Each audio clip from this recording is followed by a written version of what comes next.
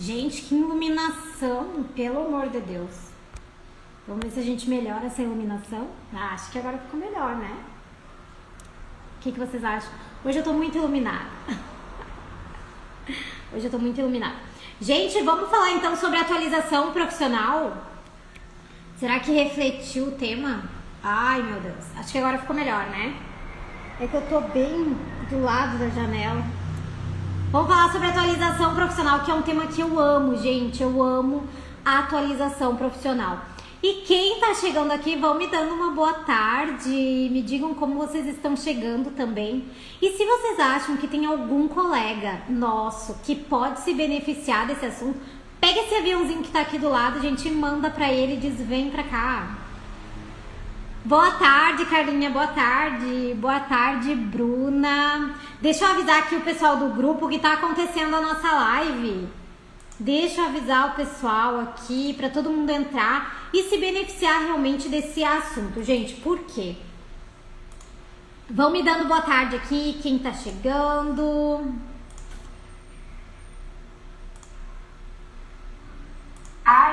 Boa tarde, Bruna. Eu abri aqui no computador. Vamos lá, enquanto eu tô mandando essa mensagem para eles, o que eu podia botar na mensagem?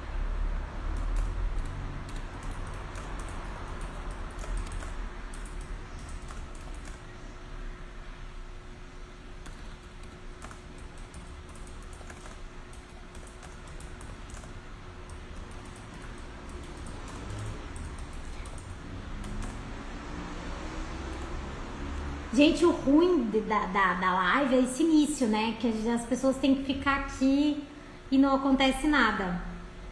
Deixa eu contar pra vocês.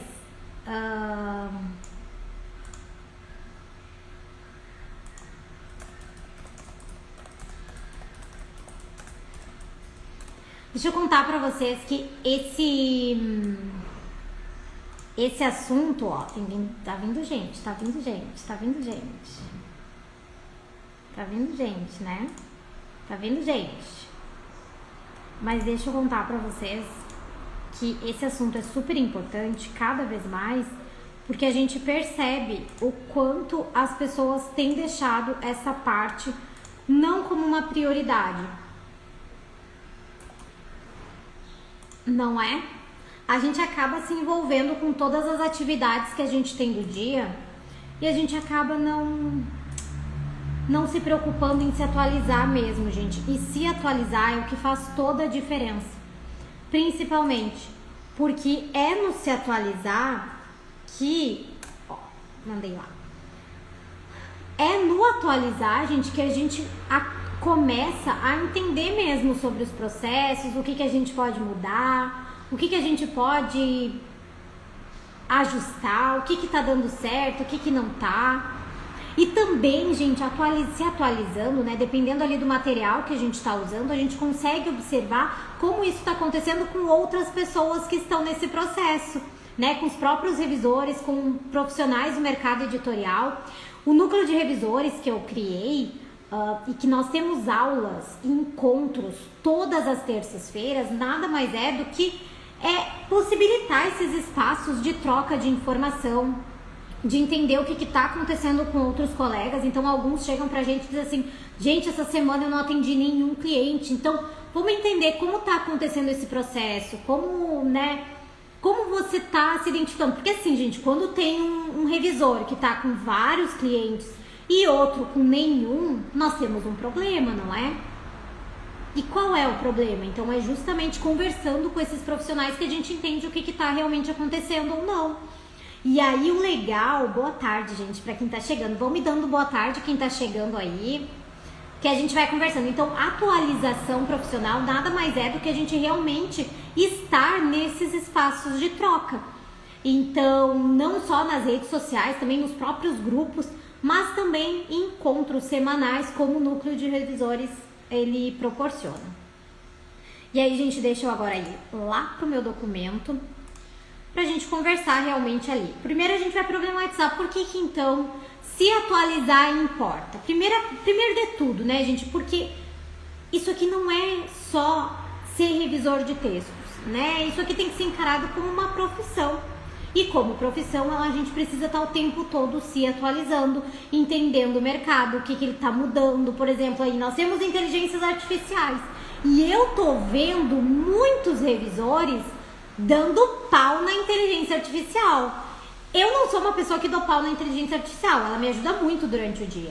Mas a gente precisa entender até que ponto ela é realmente um benefício para nós profissionais e até que ponto a gente não pode utilizar. E aí, gente, não só não poder utilizar, mas também orientar as pessoas que utilizam da melhor forma de usar. Não é a gente, eu sempre digo assim, gente, não adianta criticar sem uma sugestão. Eu sempre, quando eu recebo uma crítica, eu pergunto qual é a sugestão, porque uma crítica sempre tem que vir acompanhada de uma sugestão, tá bom? Aí vem aqueles revisores e dizem assim, mas não dá pra usar a inteligência artificial. Não dá pra usar olha, revisa aí pra mim esse texto, não dá. Mas para outras atividades a gente pode sim usar. E aí, nesse caso, a gente entendendo quais são essas atividades e como usar, a gente orienta as pessoas que acabam não tendo uma orientação melhor para isso, não é? Então, sempre quando eu estou conversando, né, com revisores, com autores, inclusive, eu tenho muito contato com autores. Eu sempre digo para eles, olha, utiliza, mas não deixa o trabalho todo para inteligência artificial. Ela é ótima, eu adoro inteligência artificial porque ela me dá, assim, muitas ideias, sabe, gente? A minha produtividade intelectual, inclusive, ela é muito melhor com a inteligência artificial, porque eu trago todas as minhas ideias e ela me ajuda a organizar, a pensar melhor sobre as minhas ideias. Então, não vamos descartar totalmente, mas vamos aprender como utilizar. E como é que a gente aprende como utilizar? Estudando as inteligências artificiais. E estudando elas é ir buscando artigos científicos, artigos não só da área, mas fora também, de como isso está acontecendo. Eu já, inclusive, trouxe um aqui que eu estudei, que falava, assim, sobre a produtividade, né? E o quanto ela era importante para nossa criatividade também. Então é ir em busca desses artigos. Hoje eu tenho inclusive uma ferramenta no Google que toda hora me traz no e-mail as atualizações dos artigos, né, de palavras-chave que eu coloquei. Então eu coloco ali revisão textual, inteligência artificial, escrita acadêmica. Então toda vez que tem um artigo ou algum material novo publicado sobre essas palavras-chave, eu recebo no meu e-mail. Então eu acabo, assim, de uma certa forma me atualizando sempre a partir disso. Mas vamos lá.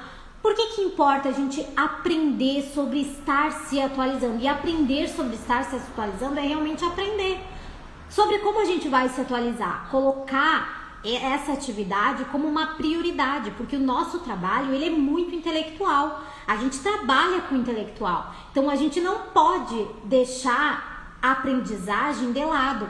A gente tem que estar o tempo todo se atualizando, entendendo sobre o mercado, o que está acontecendo, quais as mudanças, porque as pessoas mudam, os textos mudam, as ferramentas mudam e estamos o tempo todo se atualizando. E se a gente quer ser realmente eficiente, a gente precisa entender o que está acontecendo, para poder também a gente entender o que funciona, o que não funciona, colocar na balança e também, né, saber como se movimentar. E também saber, gente, o que a gente quer e o que a gente não quer, sabe? Porque essa semana, inclusive, me perguntaram ali numa das caixinhas uma pergunta bem curiosa, né? Se eu fazia TCC. Aí eu falei que eu não fazia TCC, mas você não é ghost? Gente, a gente é ghost, mas a gente não faz o projeto, né? E aí, como é que a gente vai saber sobre isso? Estudando. Mas olha só, como é um autor, né, e eu sou muito educada com as pessoas, eu digo assim, olha, o trabalho do ghost não é um trabalho que ele vai criar do zero. Você vai simplesmente dizer, eu quero um livro sobre tal coisa, e a pessoa vai lá e escreve, não. Por quê? Porque esse livro, ele precisa ter um embasamento. Então, além, né, do embasamento além da pessoa, a gente vai criar a partir de pontos que você quer que estejam no seu livro. Isso não vai ser criado do nada, vai ser com muita pesquisa, né? Então você vai trazer ali referenciais teóricos, talvez que você consulta, E além disso, a gente tem um método ali de extrair realmente, de tirar de você essa história para ser publicada. Então não é algo do zero, né? Nada é criado do zero. A gente vai construindo a partir do que você, dos materiais, da história, do que você vai trazer pra gente. Então é muito importante que até mesmo você que está buscando, né, saiba sobre o que você está buscando. E nós revisores também. Como é que a gente vai falar sobre algo que a gente não conhece? Então primeiro a gente precisa conhecer para depois entender o que a gente realmente quer ou não, não é? Então, quando eu falo para vocês a importância da gente estar sempre se atualizando, é justamente entender que o que a gente faz aqui é uma profissão. E uma profissão intelectual, ela precisa estar sempre se atualizando intelectualmente, até para falar melhor para vocês sobre o que acontece, né? Como a revisão acontece. Tem muita gente, inclusive, que às vezes tem resistência em falar com os clientes sobre o seu trabalho, porque acaba não conseguindo explicar o que é a revisão textual, o que é a preparação textual, o que o seu serviço inclui. Não porque desconhece, mas porque às vezes a gente não leu o suficiente para apresentar aqui para vocês tudo o que envolve a revisão de texto e o que não envolve. Então, a gente já falou aqui um pouquinho sobre escopo, né? Tu entendeu o que é o escopo do teu trabalho para poder explicar o que é e o que não é, né? O que não faz parte do seu trabalho com segurança, né, gente? Claro. Eu até tenho um livro que eu gosto muito, que é do Públio Ataíde. O Públio, ele trouxe ali, ele publicou esse livro em 2022 e ele trouxe ali naquele livro, um livro assim que foi construído, gente, com mais de 200 páginas e com mais de 10 anos em experiência em revisão de textos. E eu adoro ler esse livro, porque parece que tu tá conversando com o Públio. É super íntima do Públio Ataíde. Mas assim, ó, ele fala sobre as experiências dele, né, as dificuldades que ele passou até no momento, gente, e ele faz uma comparação muito clara entre as pessoas que estão se formando nesse momento na revisão de texto e as pessoas que se formaram na época dele. Então, ele publicou esse livro em 2022, mas ele já era nessa época revisor há 20 anos. Ou seja, ele falou assim, ó, que na época que ele estava se formando, a forma das pessoas se atualizarem era muito difícil. Então, para você ter um curso sobre revisão de texto, além de ser presencial, às vezes em outra cidade muito longe, tu tinha toda a questão logística, né? E tu tinha também o valor do próprio curso, que como era algo realmente exclusivo, gente, o valor dos cursos acabavam indo lá em cima. Então, dependendo ali até de quem estava divulgando esse curso, né? Promovendo esse curso. Então, o que acontece nesse momento? Aí ele traz uma comparação para nós hoje, revisores, que hoje está muito mais fácil da gente se atualizar, ou seja, não só os cursos, tem muito curso online aí acontecendo, às vezes até, gente, gratuitos, né, pra gente acessar, como também a facilidade em acessar artigos acadêmicos, dissertações, teses, conteúdos das próprias editoras sobre o que a gente faz. Então tá muito mais fácil esse conteúdo, mas ao mesmo tempo ele vê, e ele, isso é a opinião dele, gente, ele vê que nós revisores, os profissionais, não estão tão interessados em ter acesso a essas informações. E ele até pergunta por que isso acontece, por que hoje, com todas essas informações, ainda assim os profissionais continuam fazendo as coisas sem critério, sem método, tudo no improviso. Então são coisas que ele coloca em pauta e que realmente eu sinto. E sinto, gente, pelas pessoas que chegam para conversar comigo sobre revisão de texto. Eu tive vários feedbacks, inclusive, do curso que eu coloquei, tá aqui no link da bio.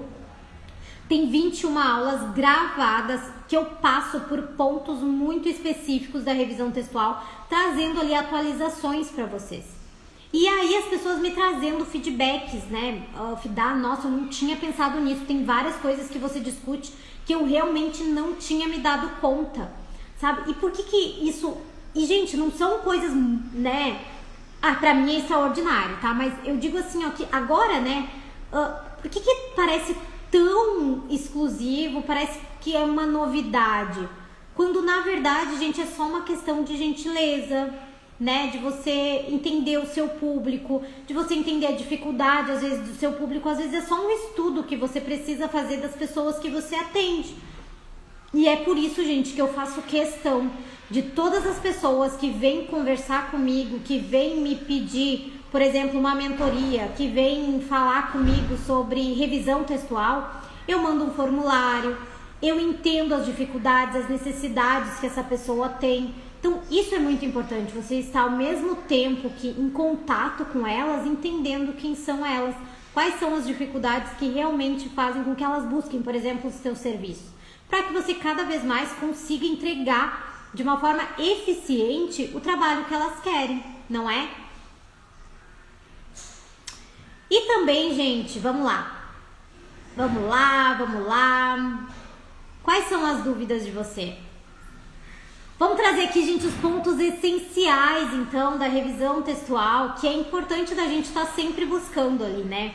Primeira coisa, né, gente, e esses pontos essenciais, muito legal, porque isso aqui, gente, foi inspirado numa palestra que eu precisei dar e que a pessoa chegou e disse assim, Fida, tu vai ter 20 minutos de fala. E eu pensei, meu Deus, 20 minutos de fala para falar sobre revisão de texto. E eu pensei, o que eu preciso falar? Primeira coisa, eu entendi o meu público. Eram pessoas, bacharéis em letras, que estavam ali do primeiro ao terceiro semestre de bacharelado. Então, assim, tem que ser algo acessível e pontual. Eu não posso ir lá e colocar vários conteúdos, né? Tem que ser algo pontual. O que é pontual? Primeira coisa, a gente entender que revisão é diferente de só gramática. A gente não tá ali só para fazer revisão gramatical e revisão linguística. Você precisa entender, primeira coisa, gente, entender o público que vai acessar esse texto. E segundo, gente, entender o gênero textual. E mais do que entender o gênero textual, é entender que gêneros textuais não podem ser vistos como uma caixinha fechada. Todo mundo entende que crônica é assim e não muda. Não. Além de você, no mesmo texto, ter um tipo de gênero que pode ser interpretado de formas diferentes, por exemplo, eu posso ver um artigo de opinião e outra pessoa pode ver como um texto jornalístico, né? Então, assim, e outra, mais do que isso já aconteceu comigo. Um mesmo gênero não só ser interpretado de forma diferente, como no mesmo gênero tu ter mais de um gênero textual, não é? Então é muito importante que você não entenda gêneros textuais como uma caixinha fechada. Você precisa entender os gêneros, gênero literário, gênero científico, jornalístico, uma crônica, uma poesia, você precisa entender. Mas nunca você pode achar que um mesmo texto ele pode ter apenas um tipo de gênero, expressar um tipo de gênero. Não, você precisa estudar o texto, então olha o texto, estuda o texto como ele realmente é, identifica quem é o público que vai receber esse texto, porque no momento que você entender quem é o público, você consegue tomar na hora da revisão melhores decisões. Quando você vai adequar uma palavra àquele tipo de gênero, ou aquele conteúdo, ou aquele público. Quando você vai fazer a reescrita de um parágrafo. Quando você observa que num parágrafo você tem mais de uma ideia, então você vai desenvolvendo melhor, né, aqueles parágrafos, né, deixando ele mais acessível para o teu público. Então isso é muito importante. Então a primeira coisa que eu trouxe é revisão não é só gramática. Primeira coisa, gente, onde é que está isso? Principalmente em manuais de revisão de textos. Se você colocar no Google, você vai ter manual de revisão de textos. Gente, todos os manuais trazem essa ideia. Revisão não é revisão linguística, não é apenas revisão de gramática e ortografia. Vai muito além, você precisa saber sobre coesão, coerência e você precisa, mais do que nunca, estudar o texto que você está revisando. Né? Você tem que começar a revisar o texto. Tem muita gente que diz assim, eu tô revisando um texto de outra área. Aí o que a pessoa faz? A pessoa pega aquele tema específico, vai lá no Google, baixa 3 artigos e começa a ler sobre aquele texto. E aí ela acaba poluindo, né? O revisor acaba poluindo a mente dele com todas essas informações que na verdade às vezes nem faz parte do ponto que esse autor está trazendo. Então você não precisa ser o especialista do assunto.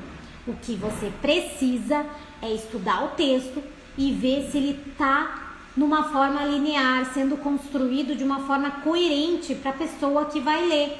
Ou seja, se ele está contextualizando de uma forma coerente, se as referências estão sendo claras, estão sendo bem ditas e também, gente, se essas referências estão colocadas de uma forma correta, conforme a padronização ali que aquele texto pede. Então é muito importante que você veja isso tudo, tá bom? Outra coisa, por exemplo, se tu pega um artigo científico, você já sabe que ele tem uma estrutura esperada. Essa estrutura tá legal ali, acontece, você precisa identificar e trazer essa estrutura para o teu texto. E aí nós temos ali tipos de intervenção que um revisor faz. Primeira coisa, gente, é ser resolutivo. Então o revisor precisa buscar resolver esses problemas. Segundo indicativo é marcar o problema, gente, e retornar para o autor. Sabe aqueles problemas que o autor precisa observar, que tu não pode tomar decisão sem o autor explicar para você, ou pelo menos aprovar, né? Confirmar para você. Então você precisa retornar para o autor, marca aquele problema, abre uma caixinha de diálogo e explica para o teu autor tudo o que está acontecendo. Classificatório. Eu trago classificatório esses nomes mais, digamos assim, mais formais, mas você aí, gente, pode usar da forma que você quiser, tá bom? Classificatório é usar mesmo a linguagem para explicar para o teu autor por que está correto ou por que está incorreto. Mas quem dá esse aval final, quem vai decidir se a tua sugestão vai ou não, é o autor sempre, tá? Então você estar se atualizando é justamente usar dessa intelectualidade toda para fazer o melhor possível no texto do teu autor, trazer melhores explicações, trazer melhores sugestões que ele pode usar para fazer melhor no texto dele. Também, gente, por exemplo, entender o suporte que esse texto vai ser colocado.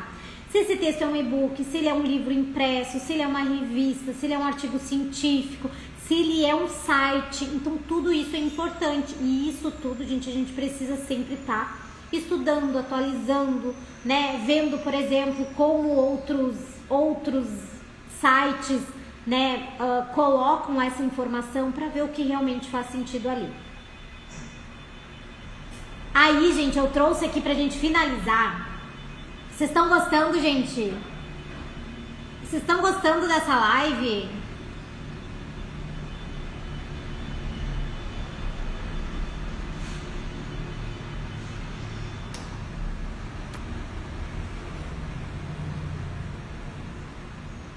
Eu não entendi muito bem a sua pergunta, Bruna.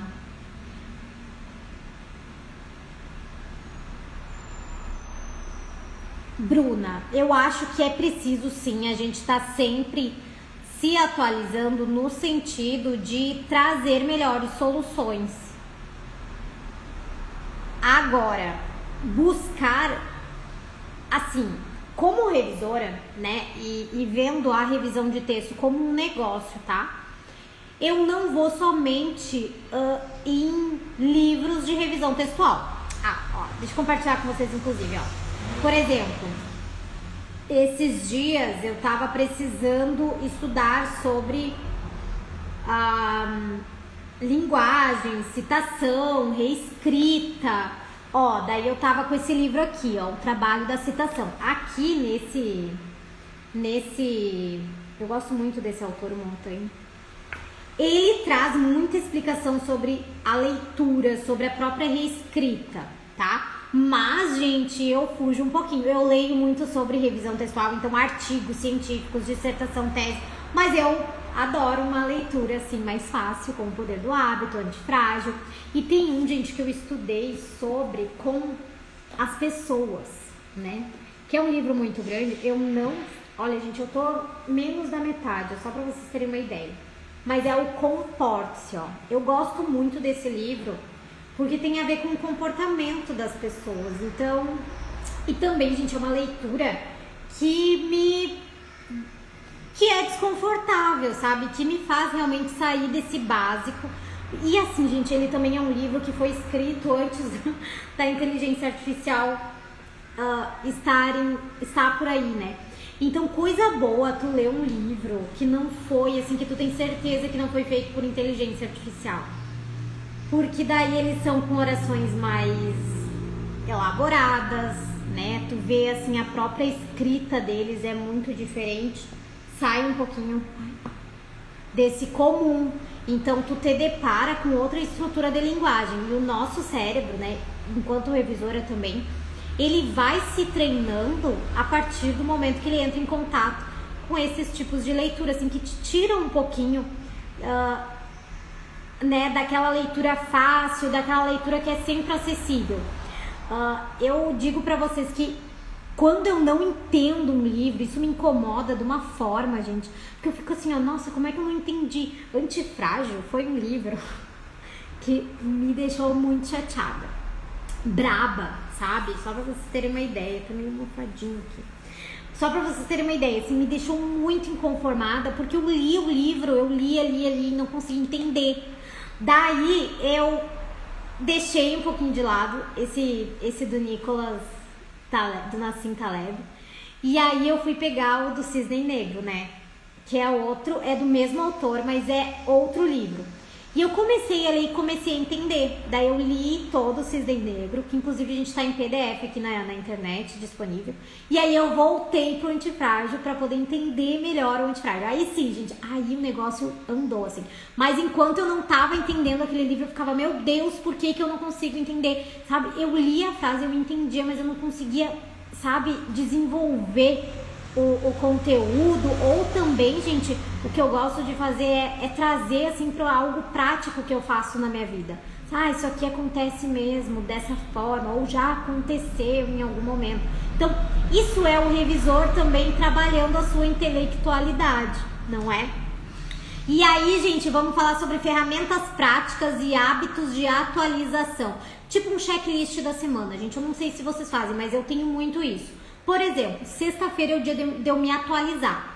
Então, de tarde, o que eu faço? A primeira coisa, gente, eu sempre tenho ali durante a semana um artigo, ou acadêmico, ou um post que eu quero estudar para entender, sabe? Ou um assunto específico de um post que eu vi que eu quero estudar para entender. Então, eu coloco ali no meu checklist, né? Eu tenho também e mantenho um diário de revisão, ou seja, eu tenho ali uma página, né, no meu ClickUp, que é um bloco de notas que eu sempre anoto, por exemplo, das revisões que eu faço, pontos que eu identifiquei, como uma dificuldade que eu tive, como uma dificuldade que o meu autor teve, ou como algo assim que eu revisei e que sai um pouco fora da curva das revisões que eu faço. Muita coisa que eu compartilho aqui com vocês é sobre revisões que eu faço e que às vezes realmente, nossa, esse ponto aqui eu poderia falar no meu Instagram. E daí eu anoto, né, no meu diário de revisão e trago aqui pra vocês, né, discuto essa minha decisão aqui com vocês. Mas é dessa forma, sabe? É entender o problema e vir aqui trazer pra vocês. Criar um checklist de intervenção. Então eu tô sempre, gente, criando um checklist de intervenção ali. E aí, gente, a cada vez que eu faço uma revisão de texto, eu dou uma olhada no meu checklist se eu não tenho que mudar. Cada revisão que eu faço, né, será que isso ainda mantém? Será que eu tenho que olhar algum ponto? Será que algum ponto é personalizado para um tipo de revisão específica? Então, tudo isso vai fazendo com que eu vou sempre modificando, entendendo os meus processos e deixando eles, sim, mais eficientes. Por exemplo, né, eu gosto muito de checklist. Aí, esses dias eu tava fazendo a revisão de um artigo científico. E ali no meu checklist, então, eu tenho por partes. Por exemplo, introdução. Introdução de um texto acadêmico tem que ter contextualização, os principais referenciais teóricos que o autor vai utilizar, a justificativa, o que esse autor se espera e também, né, não é algo obrigatório, mas é importante que no último parágrafo, né, dessa parte do texto, o autor traga ali brevemente o que se espera de cada sessão, quantas sessões o texto é organizado e o que se espera de cada sessão. Próxima, metodologia. Então ali, trazer, né, o desenvolvimento do texto, como esse texto foi, como esse problema vai ser resolvido, né? Se é algo quantitativo, qualitativo, se foi uma pesquisa de campo, se foi por um formulário, né? Ver se o formulário está lá na parte dos anexos, ver se teve pessoas envolvidas, né? Como se foi, né, pedido permissão dessas pessoas, então colocar lá num formulário, ou também colocar essa informação no próprio texto para que o autor tenha ciência, né, sobre isso. Então tudo isso é importante. Nas referências bibliográficas, lá no fundo, para mim as referências são as mais importantes, né? Ali a gente tem uma questão importante, ó, da Bruna. Fida, esse checklist é para cada trabalho que você revisa? Esse checklist eu tenho como um padrão para revisar os trabalhos, mas eu não crio um checklist para cada trabalho, tá? Por exemplo, é um texto literário, eu tenho um checklist próprio para texto literário.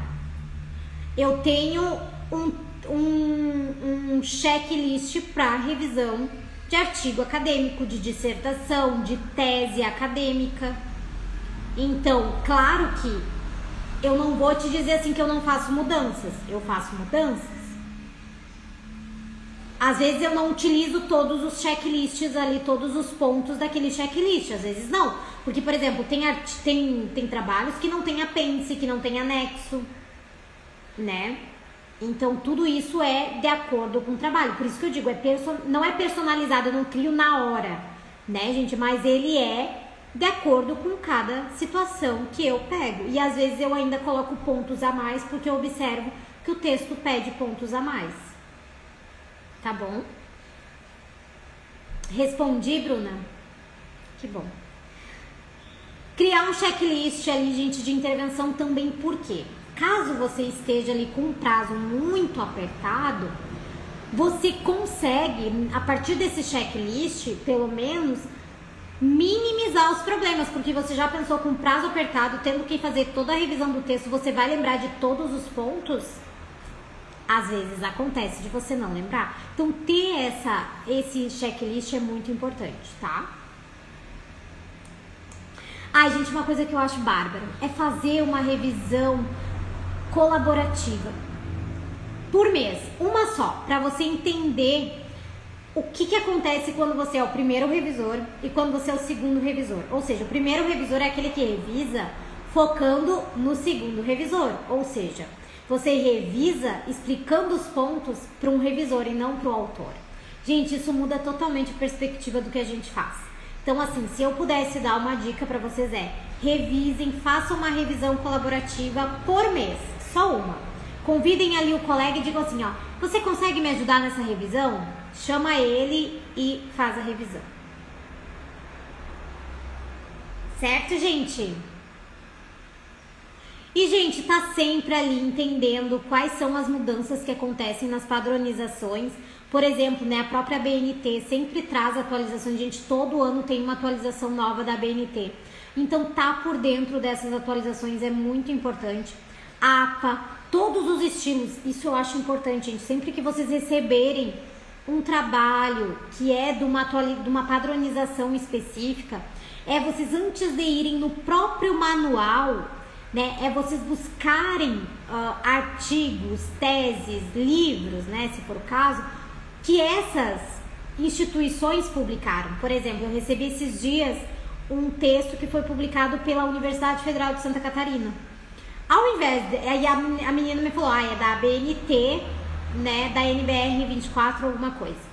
E daí eu peguei e fiz a revisão conforme ali a NBR 24/2000. E aí, gente, o sumário era totalmente diferente que a instituição pedia. Então, ela pedia uma centralização diferente. O que a NBR 24/2000 não estava querendo. Então, ao invés disso, aí quando a menina me falou que não era, né, aquela padronização, o que eu fiz? Eu fui direto no trabalho da UFSC, né, que já foi publicado pela UFSC, e eu entendi como é que eles esperavam esse tipo de artigo, como é que o sumário tinha que estar organizado. E aí eu entendi o tipo de padronização que ela queria. Então, isso é importante.